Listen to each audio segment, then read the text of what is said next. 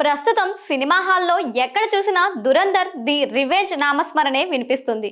Premier షోల నుంచి black buster talk తెచ్చుకున్న ఈ సినిమా ఊహకందని మలుపులతో ప్రేక్షకులను కుర్చీలకు అతుక్కునేలా చేస్తుంది.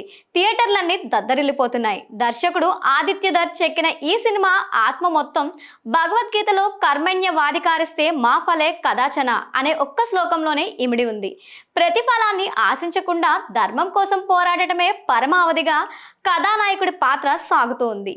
జీవితంలో సర్వం కోల్పోయి ఏ గుర్తింపు లేకపోయినా దేశం కోసం నిలబడే ఒక యోధుడి ప్రయాణం. శక్తివంతమైన నిర్ణయాలు ఈ చిత్రానికి వెన్నెముకగా నిలిచాయి.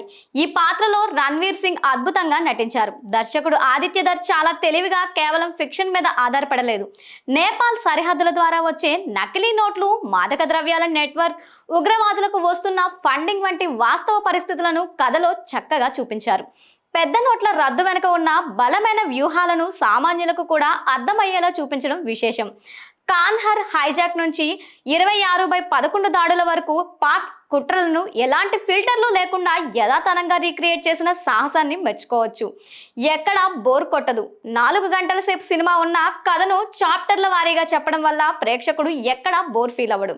మొదటి భాగంలో దురంధర్ ప్రపంచాన్ని పరిచయం చేస్తూనే ఆ తర్వాత ప్రతి అధ్యాయంలో కథలోని లోతును, పాత్రల తీవ్రతను పెంచుకుంటూ వెళ్లారు.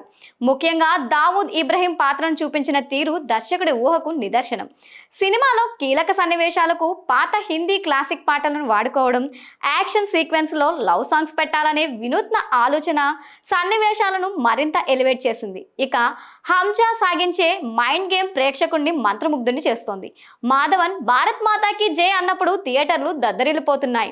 సంజయ్ దత్ వేసే స్కెచ్లకు ప్రతిగా హంజా వేసే ప్లాన్ అదిరిపోతుంది. నీ దేశాన్ని నాశనం చేయడానికి రాలేదు, మన దేశాలను నాశనం చేస్తున్న వారిని అంతం చేయడానికి వచ్చాను అని హంజా చెప్పే డైలాగ్ పాత్రకు పరిపూర్ణతను ఇచ్చింది. జమీల్ జమాల్ పాత్ర, ఉజైర్ బలోచ్ ముగింపు సినిమాకు క్లైమాక్స్ కిక్కును ఇస్తాయి.